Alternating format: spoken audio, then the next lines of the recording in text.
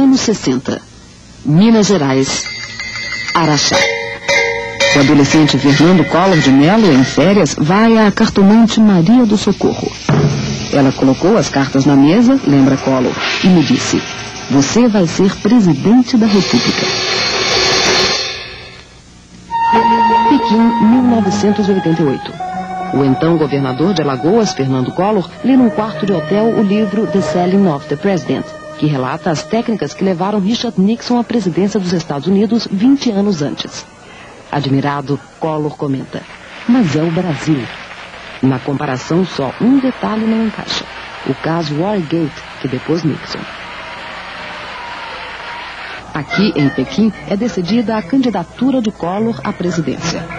E nesta foto, tirada na capital chinesa, estão personagens que levantam um brinde ao jovem candidato e o ajudam depois a formar a chamada República de Alagoas. O amigo Pedro Paulo Leone Ramos, que monta o esquema PP, a primeira-dama Rosane Collor, acusada de desvio de verbas na LBA, o jornalista Cláudio Humberto, adepto do estilo bateu-levou, o deputado Cleto Falcão, criticado por receber presentes caros, e o deputado Renan Calheiros, que mais tarde rompe com Collor e denuncia fraude eleitoral em Alagoas ao perder a disputa pelo governo estadual.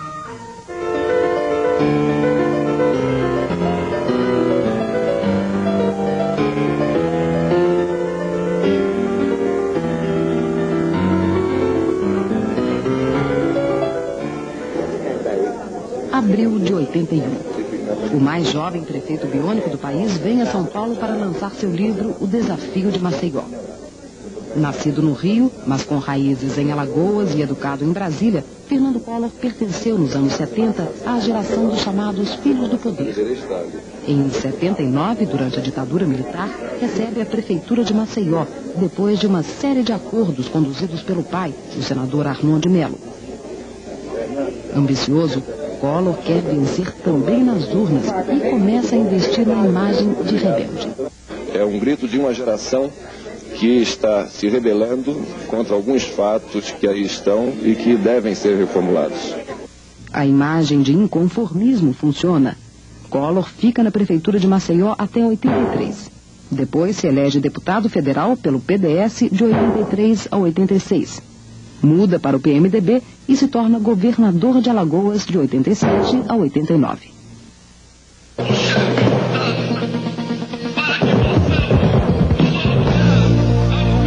Como governador, ganha projeção nacional em 88 ao se recusar a pagar os supersalários de servidores privilegiados. Essa briga o torna conhecido como o caçador de marajás. De olho na presidência, passa a criticar o presidente José Sarney, incapaz de controlar a inflação. Falando a empresários paulistas no início de 89, Collor diz que é candidato e acusa a corrupção que campeia na administração pública federal e que o governo não toma providências para coibir. Sem espaço no PMDB, Collor troca de partido para registrar sua candidatura. Ele entra no Partido da Juventude, que muda de nome para PRN, Partido da Reconstrução Nacional. É uma legenda fantasma que tem só um deputado federal. Nas reuniões do partido, Collor concentra seus ataques ao governo Sarney. Que é o ministro da Educação, que é na palavra preta, isso eu denuncio em todo lugar que eu chego. E ele não me fez. Ele chegou lá com a mala preta, cheia de dinheiro, comprando, querendo comprar aqueles que estavam comigo. Collor convence o senador mineiro Itamar Franco a se filiar ao PRN e ser o vice na chapa. Na convenção do partido faz uma promessa: criar 2 milhões de novos empregos por ano. O fato de pertencer a um partido pequeno não preocupa muito o candidato.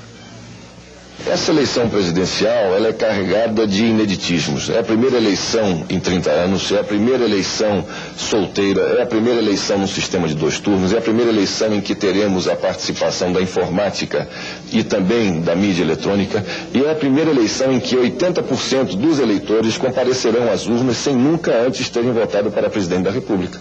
Quer dizer, então, tudo isso faz com que a estrutura partidária não vá definir, como no passado definia, a eleição dos candidatos que saiam patrocinados por partidos com a estrutura partidária maior do que a dos outros. A sede da campanha é instalada num prédio de 4 andares, cedido por um empresário amigo de Collor. O candidato começa a ter dificuldade em explicar a origem do dinheiro e também a participação do empresário alagoano Paulo César Farias na campanha.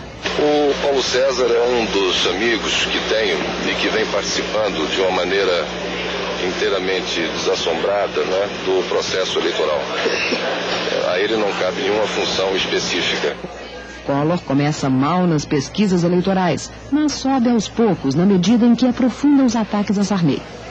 Num gesto teatral, o candidato entrega ao ministro da Justiça, Oscar Dias Correia, 11 pastas com denúncias de corrupção no governo Sarney, mas recebe o troco. O ministro lhe apresenta 2 volumes com acusações de irregularidades praticadas por Collor na prefeitura de Maceió e no governo de Alagoas. Entre elas, a nomeação de 6.000 funcionários sem concurso e um acordo ilegal com os usineiros. Collor se recusa a pegar o dossiê. Eu sou adversário e inimigo desse governo. A briga vai para o horário eleitoral. Gostaria de tratar o senhor José Sarney com elegância e respeito. Gostaria, mas não posso. Não posso porque estou falando com um irresponsável, um omisso, um desastrado, um fraco. Quero que a nação saiba que estou falando com um cidadão de más intenções, que não dignifica o cargo que ocupa. Que não faria no poder quem não respeita simples candidato à presidência da República. Não se pode fazer das eleições uma tribuna de palavrões e de bravatas. A presidência da República não pode ser ocupada por quem não tenha equilíbrio moral e não tenha postura pessoal. Vamos lá. Junho de 89. Collor começa a disparar nas pesquisas. Vamos ver por que, nesse comício, igual a centenas de outros que o candidato faz por todo o Brasil. Jovem, enérgico, vibrante, Collor pontua seus discursos com gestos fortes e promete mudanças. Eu quero sonhar com um novo Brasil e desejo concretizá-lo na presidência da República. Os pobres viram descamisados na linguagem do candidato. Aos descamisados, aos pés descalços, aos desassistidos pela sorte. Collor se apresenta como campeão da moralidade pública e denuncia os desmandos no governo. E deram-se de braços com o que há de pior, de mais apodrecido e de mais corrupto nesta República do Brasil. E um detalhe importante, diz que não tem o rabo preso. Hoje, graças a Deus, chego neste momento sem ter recebido o apoio de nenhum governador do Estado. Depois fala em sindicato do crime e junta todos no mesmo tacho, os corruptos e o presidente Sarney. Já em Alagoas, resistimos em todos os momentos aos poderosos, ao sindicato do crime, aos corruptos e ao Sarney.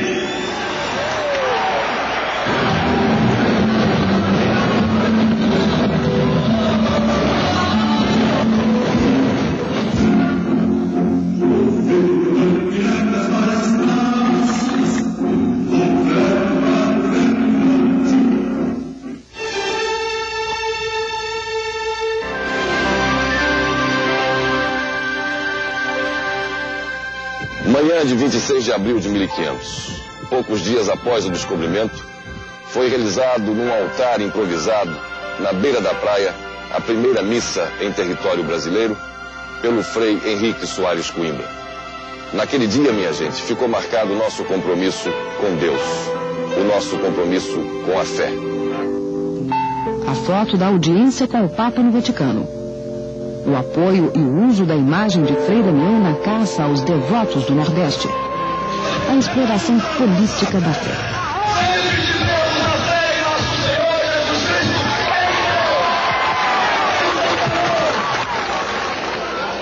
A igreja está atenta e o cardeal de São Paulo, Dom Paulo Evaristo Arnes, não se deixa fotografar na visita do candidato à sua casa. Depois do encontro, Collor diz que não vai participar de debates no primeiro turno. mesmo com risco de ser chamado de fujão? Agora, doutor Fernando, se o senhor estivesse mal colocado nas pesquisas, o senhor participaria dos debates? Veja bem, tudo isso tem que obedecer a uma determinação do que interessa a candidatura. No centro do Roda Viva da TV Cultura, diz que sua campanha não tem o apoio de qualquer governador, nem de empresários ou banqueiros. Eu alcancei a liderança das pesquisas, mercê naturalmente do entendimento que existe entre a sociedade civil e a minha mensagem, e sem apoio de nenhuma dessas estruturas tradicionais. Sob o olhar atento desta jovem assessora chamada Zélia, o candidato promete que vai colocar os corruptos na cadeia. A corrupção, ela sempre vem associada à impunidade. E o que é impunidade? A impunidade é a certeza que o corrupto ou delinquente tem de que, cometido o ato delituoso ou mesmo o ato de corrupção, nada vai lhe acontecer, porque haverá sempre alguém na estrutura do poder a lhe proteger, a lhe colocar as mãos em cima e impedir que a justiça faça justiça, que coloque atrás das grades.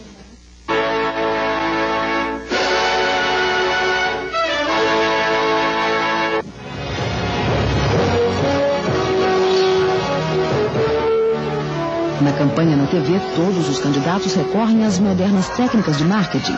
Eles abusam da música e dos efeitos visuais para conquistar o eleitor.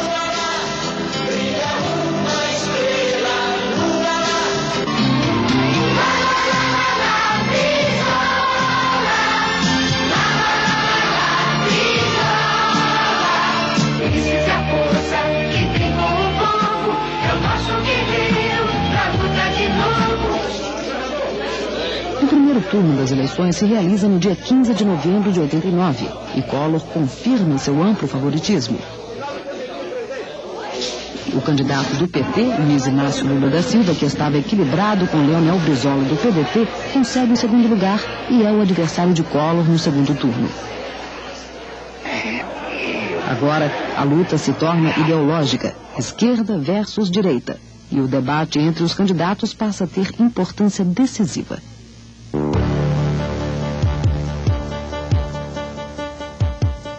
O primeiro debate na TV começa de forma civilizada, com um aperto de mão. O candidato do PT, Lula, quer evitar qualquer imagem de radicalismo, e Collor tenta manter o autocontrole para apagar a imagem de destemperado emocional. Socialmente mais justo, mais fraterno. Collor procura caracterizar Lula como defensor da estatização e se coloca em campo oposto.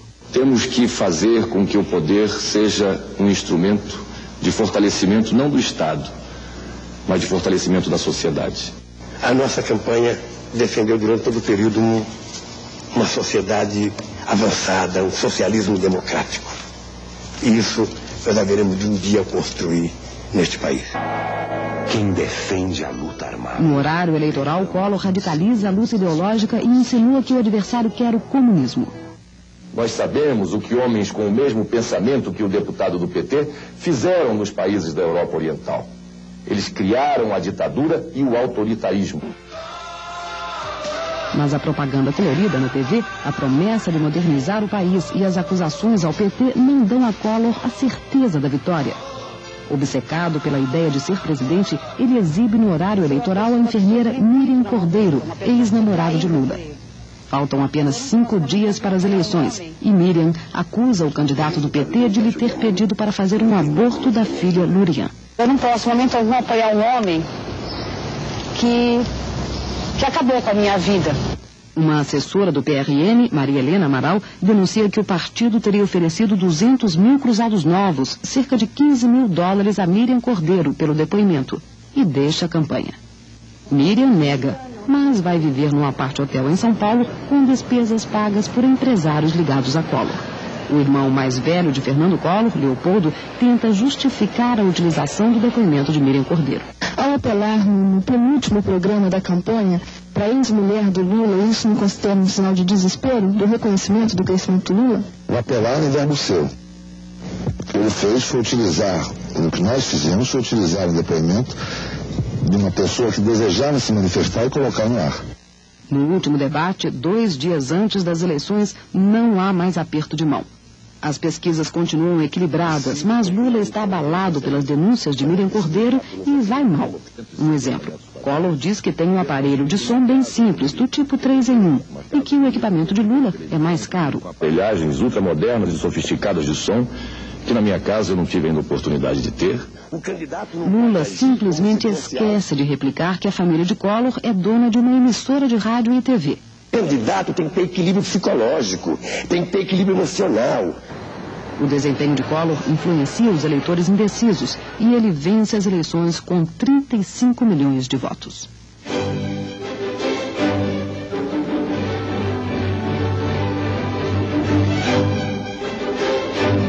Em janeiro de 90, Collor começa a montar a equipe de transição no chamado bolo de noiva.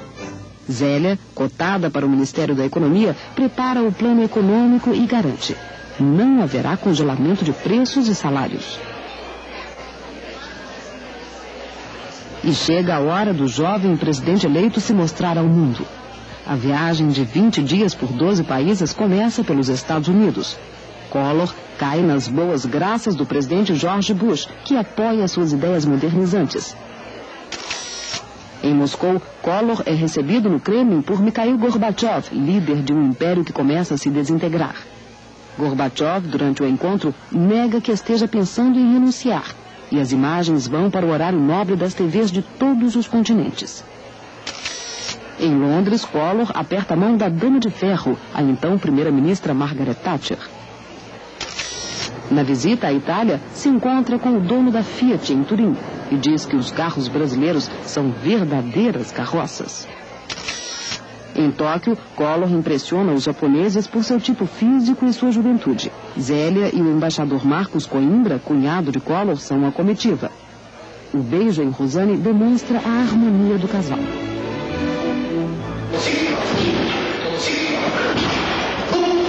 Aqui na Academia Nishon Karate Kyokai de Tóquio, Collor exibe seus dotes de atleta e treina o Ippon, o golpe mortal com que promete liquidar a inflação no Brasil. Na volta, troca de tática e diz que tem só uma bala na agulha para matar o tigre da inflação. Ele fala que poderá usar a Polícia Federal para reprimir aumentos de preços. Eu estarei declarando o meu governo em estado de guerra contra a inflação, contra os sonegadores, contra os atravessadores e contra os especuladores.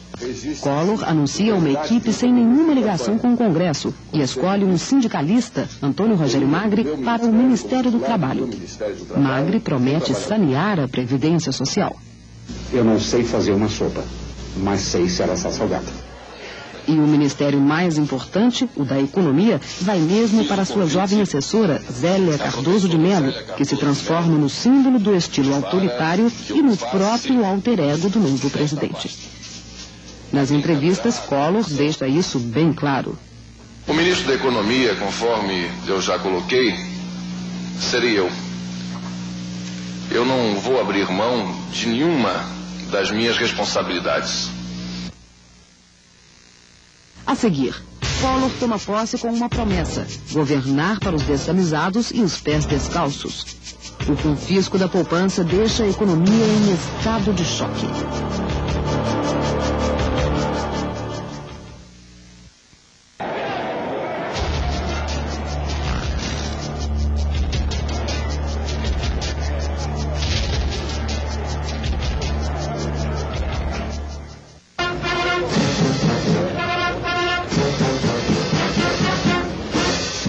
O Rolls-Royce desfila pelas ruas de Brasília, levando para a posse no Congresso o mais jovem presidente da história do Brasil, Fernando Collor de Mello.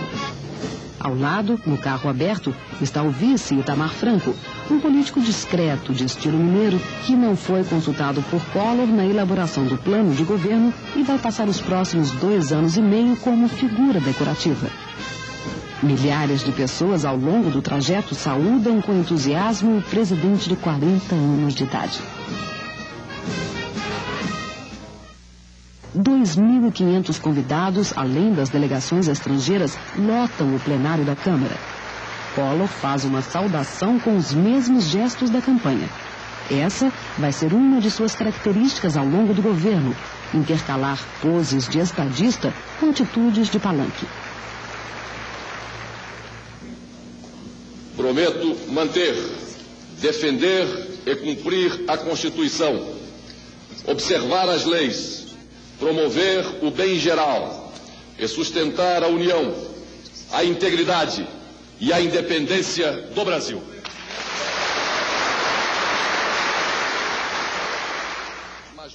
Ao final, o discurso em que define seus compromissos de governo. São eles: democracia e cidadania, a inflação como inimigo maior, a reforma do Estado e a modernização econômica, a preocupação ecológica, o desafio da dívida social e, finalmente, a posição do Brasil no mundo contemporâneo. A segunda etapa da posse é no Palácio do Planalto. A entrega da faixa presidencial por Sarney marca o fim dos 5 anos de transição democrática e o início de uma nova era, a da democracia plena no país.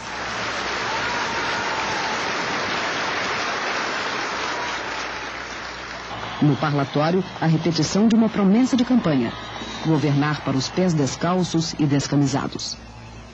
Aos descamisados, aos pés descalços, àqueles que querem justiça social no país para poder viver politicamente. O primeiro ato como presidente: a posse do ministro da Justiça, Bernardo Cabral. Depois, assina 8 medidas administrativas. A primeira determina a venda das mansões dos ministros no Lago Sul. Outra é a venda de 10.000 apartamentos funcionais do Plano Piloto de Brasília. Collor extingue o SNI e diminui o número de ministérios, de 23 para 11. Na foto oficial com os novos ministros, outra promessa: esta equipe vai com ele até o final do governo. E isso vale para todos: Zélia, Cabral, Magre, Alceni. Agora, uma foto ao lado da jovem primeira-dama. Rosane tem 25 anos e ganha, além do beijo na testa, a presidência da LBA. No Itamaraty, 19 chefes de Estado e de governo fazem fila para os cumprimentos. George Bush é representado pelo vice, Dan Quayle. Fidel Castro de Cuba compartilha o bom humor de Collor. Um dia histórico, 15 de março de 1990.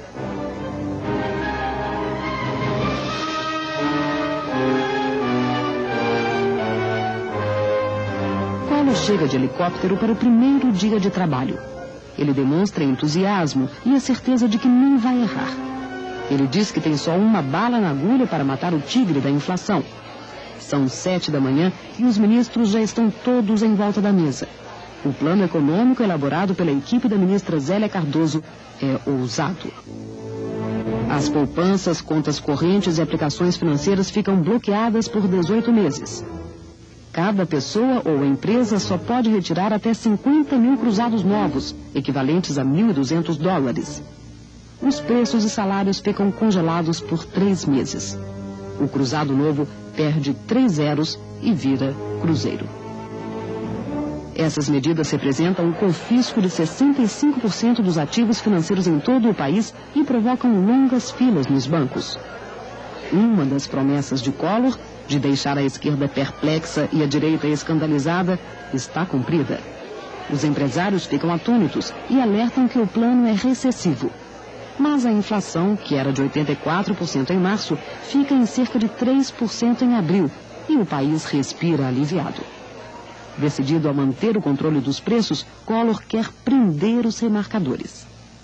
Abuso econômico passa a dar até 5 anos de cadeia neste país.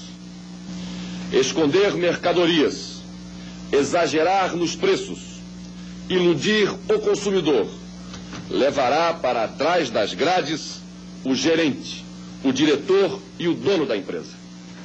A prisão dos remarcadores, determinada por medida provisória em vez de por lei aprovada no Congresso, provoca a primeira grande derrota de Collor na Justiça. Os juízes impedem o presidente de criar delitos penais por medidas provisórias ou reduzir o salário dos servidores colocados em disponibilidade.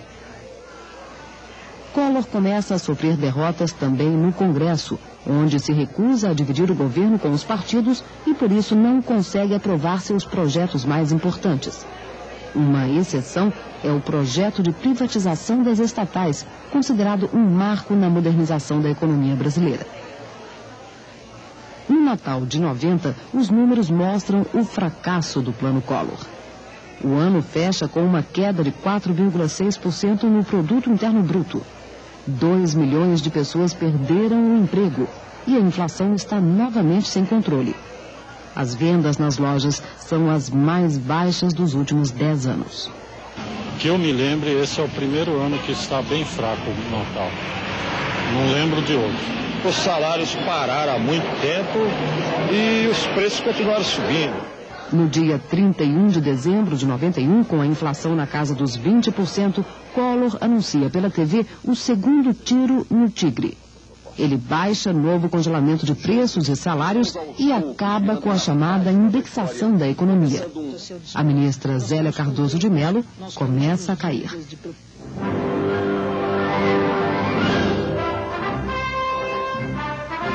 Fora do Planalto, Collor investe na imagem de esportista e aventureiro. Ele se embrenha na selva amazônica em uniforme de campanha e os americanos começam a chamá-lo de Indiana Collor. Rompe a barreira do som na cabine de um caça F-5 da FAB. Dos céus para o fundo do mar. Um mergulho de submarino na Baía da Guanabara. E uma corrida na pista de pouso do Porta-Aviões, Minas Gerais. A aventura agora é dentro de um tanque. Depois, um teste de pontaria com estes foguetes. E um pouco de perigo. Ao queimar drogas no Pantanal Mato-Grossense, há uma explosão e Collor sai chamuscado. Ele não se recusa a pilotar nem uma colheitadeira. Mas gosta mesmo de velocidade, na água. E na terra, com esta moto que faz 160 km por hora. Ou com este caminhão na Suécia, onde se assusta com essa derrapagem. Tanta aventura é demais para o coração de uma mãe aflita.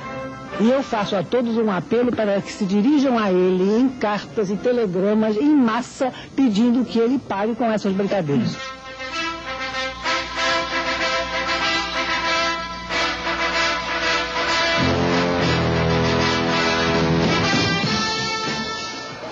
No Dia das Mães, a resposta bem-humorada ao puxão de orelhas.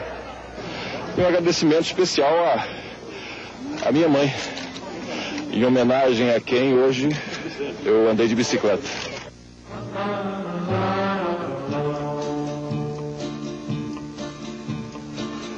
As lágrimas de Dona Ausélia são de emoção na homenagem à filha numa cantina do Bexiga, em São Paulo. É dezembro de 90 e Zélia Cardoso de Mello está no auge de uma carreira surpreendente. Antes de conhecer Collor, Zélia tinha uma vida modesta. Apesar de haver trabalhado com a equipe do ex-ministro Dilson Funaro na edição do Plano Cruzado, sua experiência era considerada pequena. Ao ser anunciada ministra, com apenas 36 anos, enfrenta muita oposição. E as restrições aumentam quando o plano econômico do governo se mostra recessivo. No Réveillon de 91, em Angra dos Reis, Zélia revela seu lado sensual no iate ao lado de Ibrahim Eres. Uma sensualidade que não escapa aos olhares atentos de outro ministro, Bernardo Cabral. Casado e 20 anos mais velho, o ministro da Justiça é o primeiro a perceber a carência afetiva de Zélia e lhe faz a corte no aniversário dela, ao dançarem um tango. O romance se torna público e a mesa presidida por Collor fica imprópria para dois namorados. Um tem de sair. Talvez os dois. O cavalheiro, primeiro. Cabral cede o cargo a Jarbas Passarinho e reassume como deputado, sem cumprir a promessa de deixar a esposa. Mais tarde, Zélia vai contar o caso num livro cheio de paixão. O fracasso do Plano Collor II torna a queda de Zélia inevitável. Marcílio Marques Moreira assume a economia e Zélia recebe um afago de despedida ao sair de cena.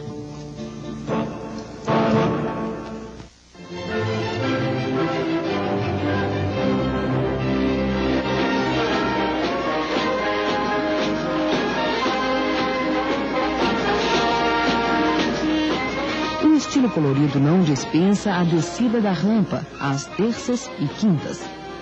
Às vezes, Collor quebra o protocolo e desafia a segurança para se unir com euforia à multidão.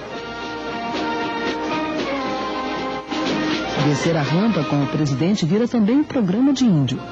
Em apenas 22 meses, mais de 15 mil convidados desfilam na passarela do Planalto.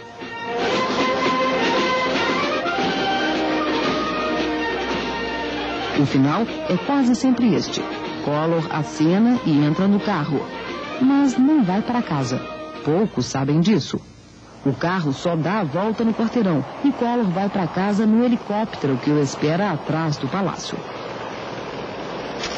O Cooper, aos domingos, também vira atração. As mensagens vão no peito.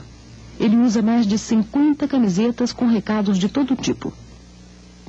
George Bush vem ao Brasil e sobe a rampa do Planalto. Collor devolve a visita na Casa Branca, em Washington. Um ato para a história. Collor lacra o poço construído para testes nucleares na Serra do Cachimbo, no Pará. E explica o motivo ao falar na Assembleia Geral das Nações Unidas em Nova York. O Brasil de hoje descarta a ideia de qualquer experiência que implique em explosões nucleares, ainda que para fins pacíficos. Outra figuração na história. Collor encerra, no Rio, a Conferência Internacional do Meio Ambiente, a ECO 92. A renegociação da dívida externa é bem sucedida e Collor promete ao diretor-gerente do FMI, Michel Candice, cumprir as metas fixadas. A carta de intenções entregue pelo governo prevê o controle do déficit público, a queda da inflação para 2% em dezembro de 92, um crescimento zero em 92, 3% em 93 e 5% em 94. O Congresso aprova a nova lei de informática, que acaba com a reserva de mercado. A pancadaria em frente à Bolsa do Rio não impede os leilões de privatização. O governo vende algumas das estatais mais rentáveis e causa polêmica por aceitar as moedas podres como pagamento. Collor chama de girolas os adversários da privatização.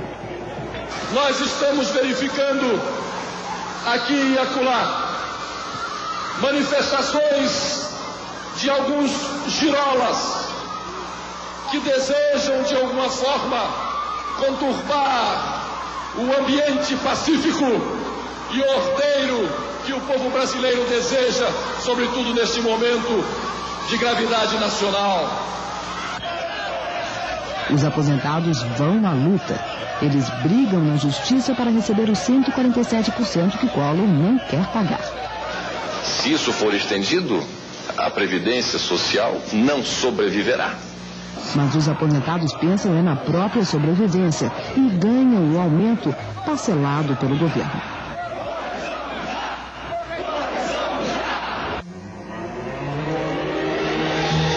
Rosane chora. Não uma, duas vezes. Collor tira a aliança e humilha a primeira-dama. Por quê? A socialite carioca Lilibet Monteiro de Carvalho, com quem o jovem Fernando Collor fez o casamento do ano em 75 e depois se divorciou em 81, já com 2 filhos, é uma sombra na vida de Rosane. Nascida em Canapi, no interior de Alagoas, Rosane Malta tinha só 15 anos quando dançou a valsa de debutante com Collor, então prefeito de Maceió, e se casou com ele 5 anos depois. O padrinho, Paulo Maluf. A família Malta, que mistura política e violência no sertão alagoano, é outra sombra na vida do casal. Como podem os orgulhosos Collor de Mello aceitar, por exemplo, o irmão Joãozinho Malta, que atirou no prefeito de Canapi? E a terceira sombra, a presidência da LBA, que Rosane assume contra a vontade do marido. Collor teme deixar as verbas da Legião Brasileira de Assistência sob o controle da família Malta e aconselha Rosane a ocupar apenas a presidência de honra, um cargo simbólico da primeira-dama. Rosane vai fundo na gestão da LBA e até convida Xuxa para participar de uma campanha. Na última descida da rampa de 90, as mãos dadas, o vestido branco, ainda sugerem um quadro de harmonia. Na visita à Antártida, também não há sinais do casamento ter esfriado. Em junho de 91, denúncias de irregularidades na LBA ganham as primeiras páginas dos jornais e Collor pressiona Rosane para sair. Mas o casal mantém as aparências em público. Julho. Rosane usa o Palácio da Alvorada para festejar com um banquete o aniversário da secretária e amiga Eunícia Guimarães. A conta de 5.300.000 cruzeiros na época é paga pelos cofres públicos. Agosto. Collor, de branco, deixa Rosane para trás na comemoração dos 42 anos do presidente. A mãe, Dona Leda, toma o lugar da nora ao cortar o bolo. Collor está irritado pelas acusações de desvio de dinheiro na LBA em Canapi e humilha a mulher em público. Depois do bolo, mantém a mão no bolso para chamar a atenção enquanto olha alguns quadros. Fim do suspense. A aliança sumiu. No domingo, corre sem aliança e fala sobre a crise conjugal. Me permito não tratar desse assunto, é um assunto estritamente pessoal, íntimo e, portanto, acho que não interessa a ninguém a não ser a mim próprio. Rosane chora na Catedral de Brasília durante a missa de aniversário da LBA. E chora outra vez em Goiás, afogada num turbilhão de denúncias. Entre perder o cargo ou o marido, Rosane opta por deixar a LBA. Deixo-a sem mágoas. Mesmo daqueles que, motivados por interesses políticos subalternos, tentaram atingir-me a condição de mulher e a minha dignidade. Estou vivendo com minha mulher uma vida absolutamente normal. E é claro, já que você perguntou, qual de nós não passa por problemas e por dificuldades? O hábito não faz o monge, diz o ditado, nem a freira. Irmã Salete vai à casa da Dinda e pede a Collor que a leve a recepção ao Papa em visita ao Brasil. Ela só não revela que deixou o convento. 2 dias depois, no Palácio do Planalto, o Papa João Paulo II abençoa os pecadores. A falsa freira se ajoelha piedosamente e Collor resolve dar uma força. Ele apresenta a irmã Salete ao Papa e termina quase se enroscando com ela. Mas quando percebe que alguma coisa está errada, sai do abraço habilmente. Agora é a vez de Collor abusar da indulgência do Papa. Ele mostra a João Paulo II a maquete de um SIAC e explica com entusiasmo o que são esses centros integrados de apoio às crianças e adolescentes. Hora de descer a rampa. 15 de outubro de 91. Collor está em queda nas pesquisas de opinião.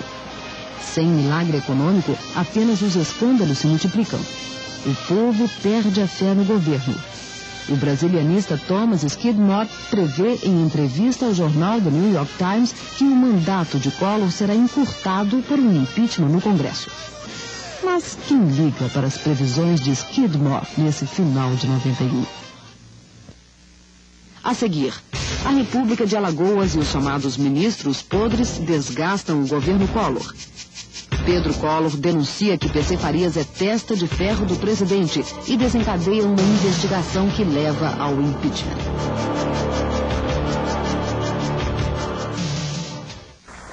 Collor mostra desprezo pelos partidos ao anunciar que não quer qualquer parlamentar no ministério. Ele resume seu pensamento nesta entrevista. Nesse governo só existe uma vontade política, que é a vontade do presidente. O regime é presidencialista e até por uma questão de temperamento e de modo de agir, eu costumo atuar dessa maneira. O bloco do governo na Câmara, liderado por Renan Calheiros, do PRN, atrai poucos deputados e Collor sofre uma série de derrotas na votação de seus projetos. O presidente passa a governar por medidas provisórias, que o desgastam politicamente. O desgaste aumenta em outubro de 90, quando Renan perde a eleição para o governo de Alagoas e rompe com Collor, denunciando que houve fraude no Estado. 2 meses depois, abalado também pelo fracasso do plano econômico, Collor propõe o entendimento nacional. O entendimento nacional é imperativo de uma nação que está determinada a modernizar-se. Uma condição dos partidos para o entendimento é que Collor desfaça o círculo de amigos no poder, conhecido como República de Alagoas. Cláudio Vieira, Marcos Coimbra, Cláudio Humberto e Pedro Paulo Leone Ramos provocam suspeitas que o presidente repele. Qualquer alusão à República, seja de São Paulo, seja de Alagoas, seja de Amazônia, soa como um preconceito que nós temos que repelir vigorosamente, porque é o início da divisão da sociedade. Aos poucos, ineficiência e escândalos começam a paralisar o governo. Collor demite Antônio Rogério Magri, acusado de receber propina. Na despedida, o ex-operário, que se tornou ministro do Trabalho, faz uma paródia de seu próprio estilo. Minha lealdade para com o senhor é imexível. Denúncias de licitações irregulares e superfaturamento de preços derrubam o ministro da Saúde, Alceni Guerra, no chamado escândalo das bicicletas. Cai também o ex-cabo eleitoral de Collor, Pedro Paulo Leone Ramos. Ele tinha só 29 anos ao receber a Secretaria de Assuntos Estratégicos e a incumbência de desmontar o Serviço Nacional de Informações, uma herança do regime militar. O amigo de Collor acabou usando a secretaria em proveito próprio e foi acusado de intermediação e desvio de verbas no caso conhecido como Esquema PP. Além de trocar os chamados ministros podres, o presidente pede ajuda aos políticos. Ele se reúne com o deputado Ulisses Guimarães buscando uma aproximação com o PMDB. O pedido de ajuda é atendido por 26 dos 27 governadores que posam ao lado de Collor na festa dos 42 anos do presidente. Os senhores podem estar certos de que esta cooperação e esta colaboração também lhes será dada pelo governo federal e por toda a estrutura da administração pública federal. Nós estaremos também oferecendo uma colaboração preciosa ao presidente da República, para que ele possa bem governar e tirar o país do atoleiro. Veja que são governadores de vários partidos diferentes, num ato que, a meu ver, significa uma demonstração de apreço e uma disposição para o diálogo e para o entendimento nacional. O ministro da Justiça, Jarbas Passarinho, recebe a missão de costurar um acordo mais duradouro. O presidente do PMDB, Orestes Quercia, é consultado sobre a participação de seu partido no governo. O PMDB não aceita. O PFL do governador Antônio Carlos Magalhães pressiona por cargos e é atendido. O partido passa a dar sustentação política a Collor. Em março de 92, Collor reúne o ministério para uma avaliação dos 2 anos de governo. Dos 9 ministros civis que assumiram com ele, só um, o chanceler Francisco Rezec, continua no emprego. A descida da rampa, que marca o 2º aniversário de Collor no poder, é uma das mais concorridas. Há queimas de fogos de artifício e o presidente explode de entusiasmo.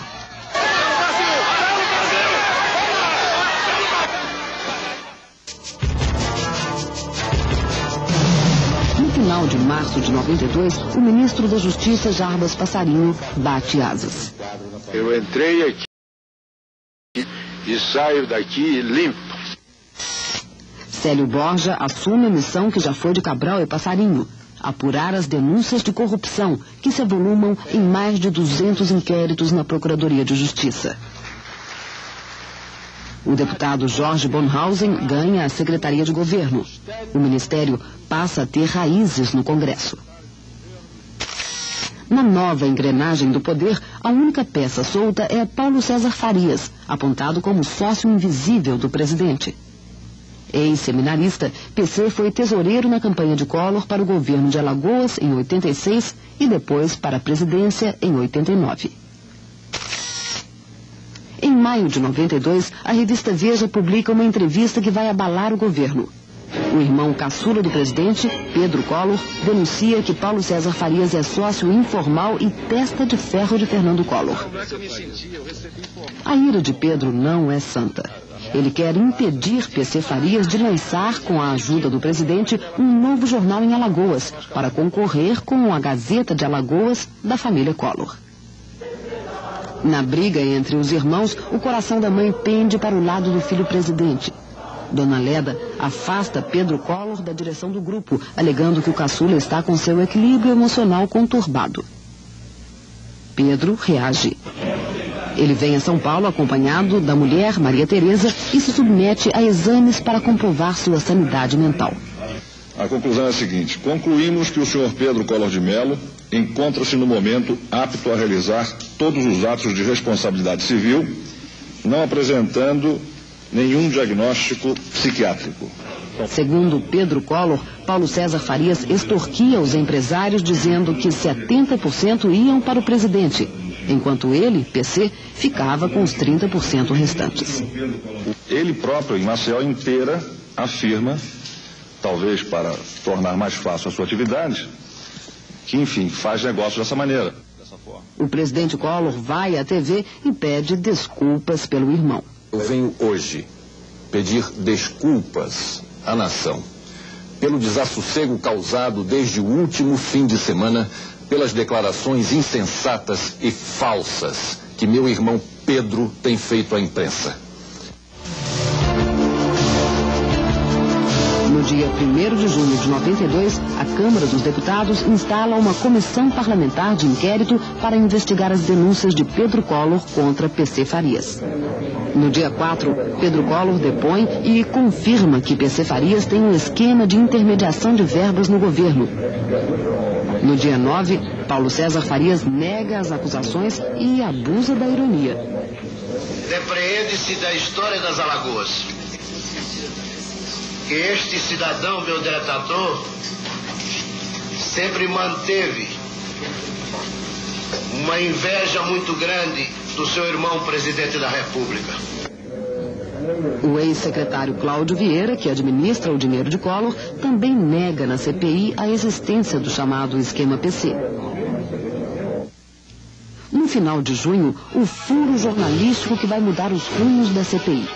A revista Isto É denuncia que as contas da casa da Dinda são pagas com dinheiro do esquema PC e publica cópias de cheques e o testemunho do motorista Heriberto França.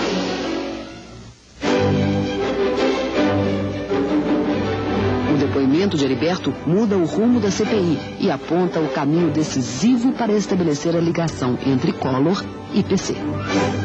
O senhor não sabe de onde vinha esse dinheiro que o senhor pegava na Brasiljet? Devia ser da Brasiljet mesmo, né? Collor reage às denúncias e mostra na TV uma declaração em que Cláudio Vieira assume a autoria dos depósitos feitos nas contas de Ana Scioli. A CPI obtém na Justiça a quebra do sigilo bancário e descobre que o dinheiro era depositado por fantasmas do esquema PC. Pressionado, o presidente se diz vítima de uma conspiração e divulga bilhetinhos em que denuncia a existência de um sindicato do golpe. Nesta reunião com empresários cariocas, ele acusa o sindicato do golpe de querer o poder no berro. Chegar ao poder no berro? Não dá, não. Se eles berram de lá, dá de cá. E aí?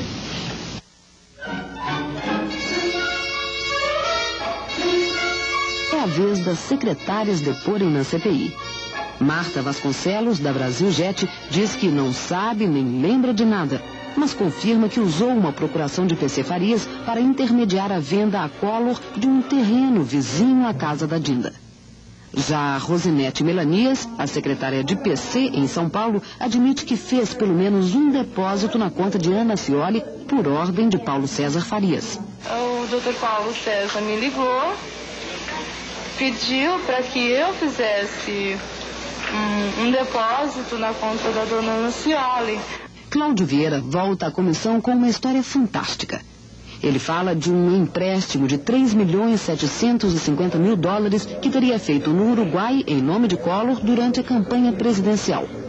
O ex-secretário provoca risos quando lhe perguntam sobre as garantias de que Collor vai resgatar a dívida. Tenho certeza que no vencimento o presidente Fernando Collor de Mello não irá me deixar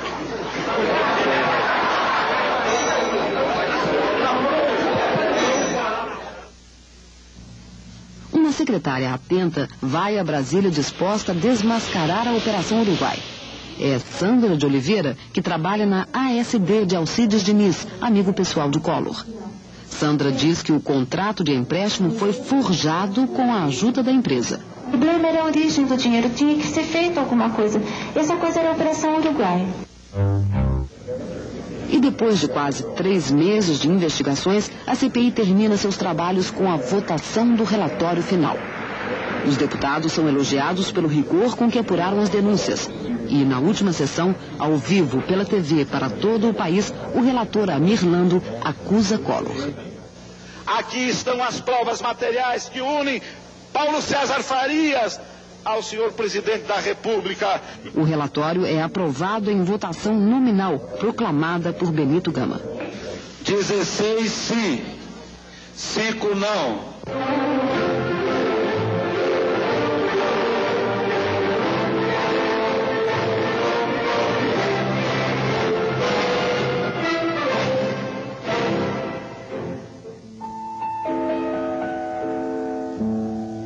O relatório da comissão serve de base para o pedido de impeachment de Collor, apresentado ao Congresso pela OAB e ABI.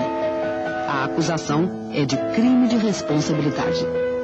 Os 500 quilos de documentos reunidos pela CPI são entregues ao Procurador-Geral da República, Aristide Junqueira, que irá mais tarde denunciar o presidente ao Supremo Tribunal Federal por crime comum. A principal prova são os cheques de fantasmas. São mais de 40 mil cheques. Collor se proclama vítima dos generosos depositantes. Hoje, qualquer um pode ser vítima desta irregularidade, porque não é possível a todos nós conhecer a natureza espúria de um cheque.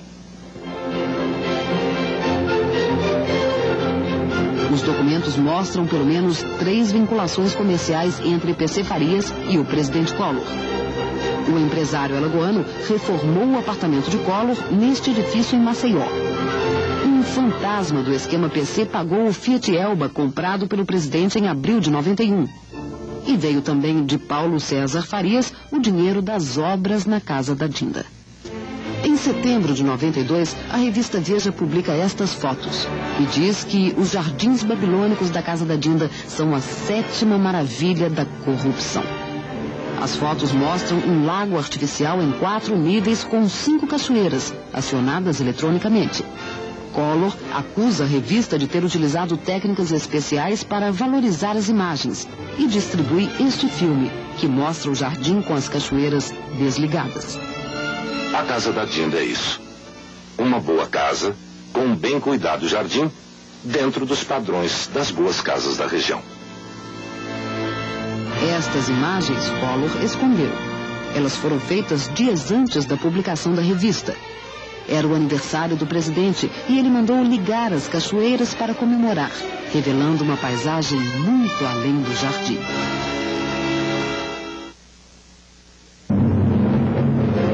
Pressionado pelas denúncias da CPI, Collor, num ato de desespero, convoca a população a apoiá-lo nas ruas. Nós temos que dar um sinal ao país de que as nossas cores são as cores da nossa bandeira. Em vez do verde e amarelo, a cor dominante no domingo seguinte é o preto, que simboliza o luto e a condenação moral do presidente. Nas semanas seguintes, as cores da bandeira são resgatadas como símbolo da luta contra a corrupção e dominam as manifestações pró-impeachment em todo o país. O povo nas ruas pressiona o Congresso e força os deputados a se colocarem contra Collor. E até a menina de 9 anos já entende tudo de CPI. Tô de gata pra pegar os ratos, eu sou da CPI. Algumas cenas das semanas que antecedem a queda. Dona Leda vai à missa de apoio ao filho no Rio e se vê no meio de manifestantes pró e contra. Collor tenta mostrar despreocupação. Ele vibra na decisão da medalha de ouro do vôlei nas Olimpíadas de Barcelona. O Brasil bate a Holanda.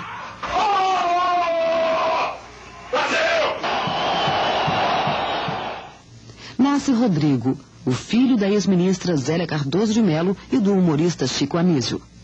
Mas eu quero deixar claro que a conta foi paga pelo CA.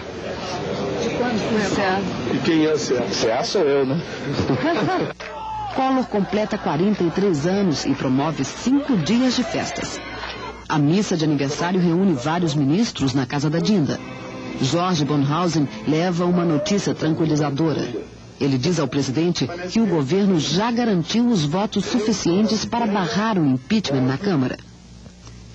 O Planalto libera verbas em troca de votos dos deputados para garantir o mandato de Collor. O presidente do Banco do Brasil, Lafayette Coutinho, comanda a distribuição de dinheiro. No desfile de 7 de setembro, o retrato do isolamento de Collor. Ele e Rosane assistem à parada longe do público. Mas na saída, uma vaia mostra que o povo quer Collor fora da presidência. Uma noite dramática. Dona Leda é internada no Hospital Procardíaco no Rio depois de uma parada cardíaca. Collor é vaiado ao chegar para visitá-la.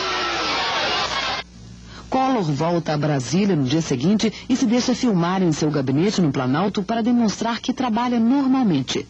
Mas o rosto já não esconde o desânimo. No dia 29 de setembro de 92, a Câmara dos Deputados realiza a votação mais aguardada no país, a da admissibilidade do pedido de impeachment. O Brasil inteiro acompanha os discursos pela TV. O resultado final é massacrante. Votos não, 38. Votos sim, 441. O parecer foi aprovado.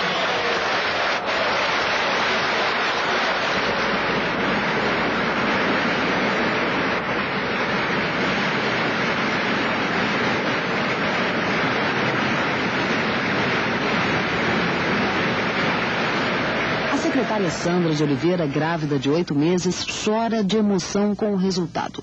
Acho que não vai mudar tanto o país a partir de agora, né? No dia seguinte, a autorização da Câmara é lida no Senado, que instaura o processo de impeachment e determina o afastamento de Collor por 180 dias, como prevê a Constituição. 2 de outubro de 92. Collor entra de mãos dadas com Rosane para seu último ato na presidência, receber a notificação de afastamento. Antes de assinar, Collor olha o relógio e chama o ministro Célio Borja para conferir a notificação. Depois da consulta, olha novamente o relógio e assina. São 10h19 da manhã e Collor acaba de deixar a presidência. Ele ainda tem esperanças de voltar. Em outra sala do Planalto, Itamar Franco assume como presidente em exercício, mas com a convicção de que não sai mais. Ele troca todos os ministros e faz uma única promessa. A nação pode estar certo que não haverá corruptos nesse governo. Collor queria sair pela rampa como entrou, mas a segurança o desaconselhou. Um helicóptero o leva para a casa da Dinda, onde passa a preparar sua defesa. Collor assume então um comportamento metódico. Todos os dias vai trabalhar de terno e gravata na biblioteca da família e dá entrevistas dizendo que se considera um presidente no exílio. Nesta entrevista, a rede norte-americana CNN diz que vive um pesadelo. I'm feeling as in a nightmare. I wake up every day and I ask for myself, until when it will continue, this torture? Collor passa a responder também a um processo por crime comum na Justiça. O Procurador-Geral da República, Aristides Junqueira, o denuncia por corrupção passiva e formação de quadrilha.